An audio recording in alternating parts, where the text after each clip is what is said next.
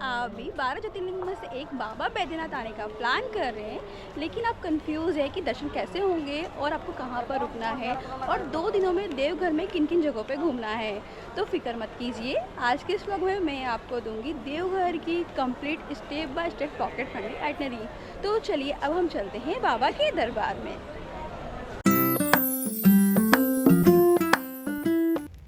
सबसे पहले हम बात करते हैं कि आप यहाँ पर कैसे आ सकते हैं। बाबा धाम पहुँचने के लिए सबसे बेस्ट तरीका है, आपको आना होगा जसड़ी जंक्शन, जो मेन देवघर टाउन से लगभग 8 किलोमीटर दूर है। रेलवे स्टेशन के बाहर से ही आपको सैनिक रिक्शा मिल जाएंगे, जो कि आपसे पर पर्सन 30 रुपीज़ चार्ज लेते हैं और आपको टावर चौक ले जाकर छोड़ देंगे। टावर चौक से मंदिर की दूरी अप्रॉक्स 1 से 1.5 किलोमीटर है। आप चाहें तो वहाँ से वॉक कर मंदिर तक जा सकते हैं, या फिर आप साइकिल रिक्शा के माध्यम से भी इजीली मंदिर तक पहुँच सकते हैं। अगर आप फ्लाइट से आना चाहते हैं तो देवघर का अपना एयरपोर्ट भी अब ऑपरेशनल है। बात करें रुकने की, तो मंदिर के 1 किलोमीटर के दायरे में आपको बहुत सारी धर्मशाला और होटल मिल जाएंगी, जहां 600 से 800 में आपको एक अच्छी धर्मशाला और 1000 से 2000 के बीच में एक अच्छा होटल रूम मिल जाता है। मेरी सलाह यही रहेगी कि आप मंदिर के पास ही रुके, ताकि सुबह सुबह दर्शन के लिए आसानी हो। होटल में फ्रेश होने के बाद हमारी आइटनरी का सबसे पहला स्टेप है शिव गंगा। कहते हैं बाबा के दर्शन के पहले इस पवित्र तालाब में स्नान करना या हाथ मुंह धोना बहुत ज़रूरी है। यहीं पर आप पंडित जी से संकल्प भी करवा सकते हैं। शिव गंगा में स्नान करने के बाद अब हम चलते हैं बाबा के दर्शन के लिए।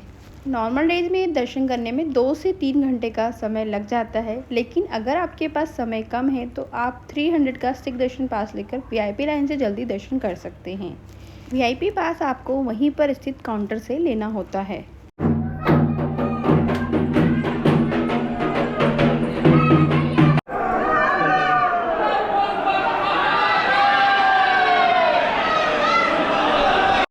बाबा के दर्शन करने के बाद मंदिर परिसर में मौजूद बाकी 22 मंदिरों के भी दर्शन जरूर करें।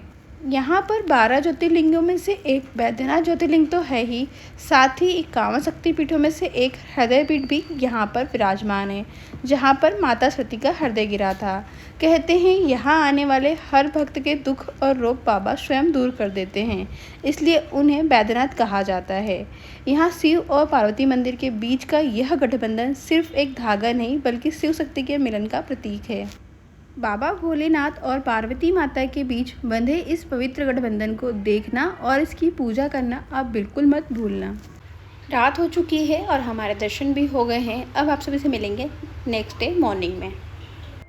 आज हमारा देवघर में दूसरा दिन है। सुबह सुबह हम रेडी हो गए, निकल चुके हैं हमारे होटल से, और आज हम जाने वाले हैं देवघर की आसपास की सभी फेमस जगहों को कवर करने के लिए। बची सभी इम्पोर्टेंट जगह को कवर करने के लिए आप यहाँ पर एक्टिवा या फिर बाइक रेंट कर सकते हैं। इसके अलावा आपके पास सेकंड ऑप्शन है कि आप यहाँ पर ऑटो या फिर कैब भी बुक करके सभी जगह को एक्सप्लोर कर सकते हैं। हमने ऑटो रिजर्व किया है और हम इसी से बाकी सभी जगहों को एक्सप्लोर करेंगे, जिसके लिए हमने 1100 रुपीज़ चार्जेस पे किए हैं। सुबह सुबह हम ऑटो से निकल चुके हैं और आज मौसम भी बहुत प्यारा हो रहा है। बाबा बैद्यनाथ के दर्शन के बाद हमारी यात्रा का सबसे महत्वपूर्ण अगला कदम है बासुकीनाथ धाम। कहते हैं कि देवघर आने के बाद अगर आपने बासुकीनाथ में हाजिरी नहीं लगाई तो आपकी यात्रा अधूरी मानी जाती है, क्योंकि बाबा बैद्यनाथ अगर राजा हैं तो बासुकीनाथ उनके फौजदार हैं। देवघर से बासुकीनाथ की दूरी लगभग 45 किलोमीटर है। आप मंदिर के पास से ही शेयरिंग ऑटो या फिर लोकल बस से आराम से 1 से 1.5 घंटे में यहाँ पहुँच सकते हैं। लोकल बस का किराया सिर्फ 50 से 60 रुपये होता है। तो फाइनली अब हम पहुँच चुके हैं बासुकीनाथ धाम।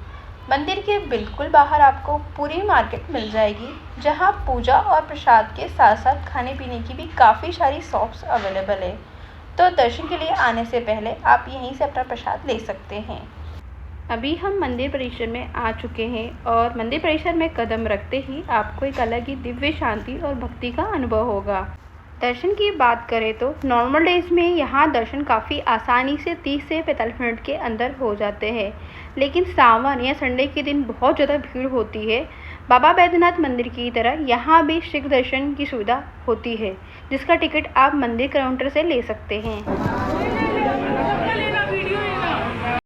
मंदिर के मुख्य गर्भगृह में प्रवेश करके आप बाबा बासुकीनाथ के पावन शिवलिंग पर जल, दूध और बेलपत्र अर्पित कर सकते हैं। यहाँ का माहौल इतना प्यारा होता है कि हर कोई हर हर महादेव के जयकारों में लीन हो जाता है। मुख्य शिवलिंग के दर्शन के बाद मंदिर परिसर में स्थित माता पार्वती, माँ दुर्गा और राधा कृष्ण मंदिर के भी दर्शन जरूर करें। बासुकीनाथ धाम में माता पार्वती के मंदिर की एक बहुत ही पावन और अद्भुत परंपरा है। यह माता पार्वती को सिंदूर अर्पित किया जाता है और फिर वही सिंदूर सुहागनों को प्रसाद के रूप में मिलता है। कहते हैं इस पावन सिंदूर को लगाने से पति की उम्र लंबी होती है और घर में हमेशा सुख समृद्धि बनी रहती है। बैद्यनाथ मंदिर की तरह यहाँ पर भी शिव और पार्वती मंदिर के बीच गठबंधन बांधने की पावन परंपरा है। बाबा बासुकीनाथ जी के दर्शन बहुत ही अद्भुत और सुकून भरे रहे। कहते हैं कि बाबा बैद्यनाथ अगर राजा हैं तो बासुकीनाथ जी उनके सेनापति है। इसलिए बाबा बैद्यनाथ के दरबार में आवेदन दिया जाता है और बासुकीनाथ के दरबार में उसकी मंजूरी मिलती है। बाबा बासुकीनाथ जी के दर्शन करने के बाद अब हम निकल चुके हैं देवघर की एक और प्रसिद्ध जगह त्रिकुट पर्वत की तरफ। बासुकीनाथ से त्रिकुट पर्वत की दूरी लगभग 35 किलोमीटर है और रास्ते में हम एक बहुत ही स्पेशल स्टॉप पर रुकने वाले हैं। रास्ते में हम रुके हुए हैं घोरमारा नाम की इस जगह पर। अगर आप देवघर आ रहे हैं तो यहाँ के देसी घी के पेड़े पूरे देवघर में सबसे बेस्ट और फ्रेश होते हैं। मंदिर के पास से लेने के बजाय अगर आप घर के लिए प्रसाद यहाँ से लेंगे तो आपको एकदम ऑथेंटिक टेस्ट मिलेगा। तो हमने तो अपने पेड़े पैक करवा लिए हैं, अब आगे बढ़ते हैं। घोरमारा के टेस्टी पेड़े खाते हुए फाइनली हम पहुंच गए हैं त्रिकुट पर्वत। इस पहाड़ पर 3 चोटियां हैं, ब्रह्मा, विष्णु और महेश, इसलिए इसे त्रिकुट कहा जाता है। पुराणों के अनुसार लंकापति रावण ने भी यहाँ विश्राम किया था। यहाँ घूमने में लगभग 1.5 से 2 घंटे का समय लगेगा। यहाँ पर नीचे लोकल शॉप से जहाँ से आप पानी की बोतलें या रिफ्रेशमेंट ले सकते हैं। त्रिकुट पर्वत पर आते वक्त एक बात का खास ध्यान रखें, यहाँ बंदरों की संख्या बहुत ज़्यादा है। अपने चश्मे, मोबाइल और खाने पीने का सामान अपने बैग के अंदर ही रखें। बच्चों का हाथ पकड़कर चलें और बंदरों को छेड़ने की गलती बिल्कुल ना करें।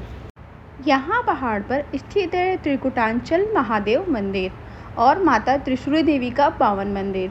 कहते हैं कि त्रेता युग में जब रावण शिवलिंग लेकर लंका जा रहा था तो उसने थोड़ी देर के लिए त्रिकुट पर्वत पर ही विश्राम किया था। इसलिए धार्मिक दृष्टि से इस पहाड़ का बहुत बड़ा महत्व है। धार्मिक महत्व के साथ साथ यहाँ की प्राकृतिक खूबसूरती भी कमाल की है। चारों तरफ हरी भरी घाटियाँ और ठंडी ठंडी हवा आपका दिल जीत लेगी। अगर आपको नेचर फोटोग्राफी या रील बनाना पसंद है तो यह जगह आपको बहुत पसंद आने वाली है। यहाँ अलग अलग पहाड़ियाँ और गुफाएं हैं जिनका रास्ता हमको पता नहीं होता है, इसलिए यहाँ सबसे बेस्ट होगा कि आप एक लोकल गाइड हायर कर लें। गाइड आपको कम टाइम में सारी जगह और वहाँ के इतिहास के बारे में अच्छे से बता देंगे। वैसे पहले यहाँ पर रोपवे की सुविधा थी जिससे पहाड़ के ऊपर तक घूमना बहुत ही आसान हो जाता था, लेकिन फ़िलहाल रोपवे बंद है तो आपको ट्रैकिंग करके ही जाना होगा। हमारे पास आज समय थोड़ा कम था, इसलिए हमने यहाँ मंदिर में दर्शन किए और नीचे का एरिया ही देखा। हम पूरे पर्वत को अच्छे से एक्सप्लोर नहीं कर पाए, लेकिन अगर आपके पास 2-3 घंटे का समय है और आप गाइड हायर कर सकते हैं तो आप इस जगह को पूरी तरह एक्सप्लोर कर सकते हैं। त्रिकुट पर्वत के दर्शन के बाद अब हम निकल चुके हैं देवघर की एक और बेहद शांति और एस्थेटिक जगह की तरफ, तपोवन केव्स। त्रिकुट पर्वत से तपोवन की दूरी लगभग 10 से 12 किलोमीटर है, जहां पहुंचने में आपको 20 से 25 मिनट लगेंगे।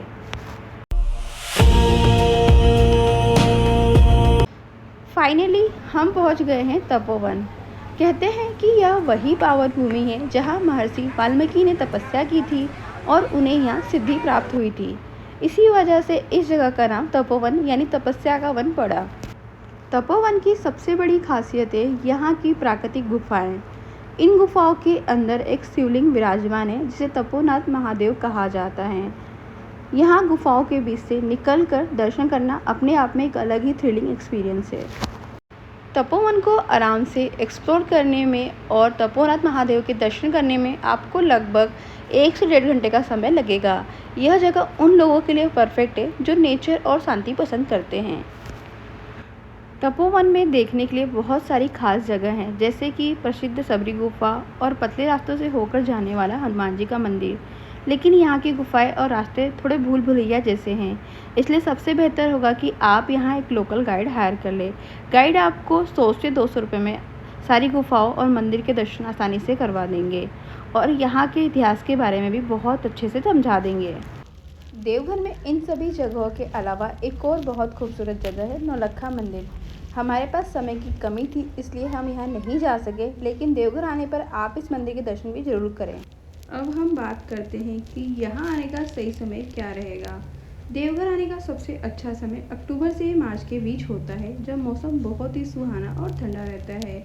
अगर आपको श्रावणी मेला की भक्ति और भीड़ का अनुभव लेना है तो आप जुलाई अगस्त के महीने में भी आ सकते हैं, लेकिन उस वक्त काफ़ी भीड़ होती है। हम यहाँ पर जुलाई के महीने में आए हैं। अब हम बात करते हैं सबसे इम्पोर्टेंट पार्ट की कि देवघर ट्रिप पर 2 लोगों का कुल कितना खर्चा आने वाला है। पहला, होटल स्टे। बाबा बैद्यनाथ मंदिर के आसपास ही आपको 1200 से 1500 रुपये में पर नाइट के रेट पर एक अच्छा और कंफर्टेबल एसी रूम मिल जाएगा। तो 2 दिन के हिसाब से होटल का खर्चा आएगा वह लगभग 1500। दूसरा, खाना। देवघर की फेमस कचौरी जलेबी, लोकल थाली और घोरमारा के प्रसिद्ध पेड़ मिलाकर 2 लोगों का 2 दिन का खाना पीना आराम से 2000 रुपये के अंदर हो जाता है। तीसरा, ट्रेवलर और साइट सीइंग।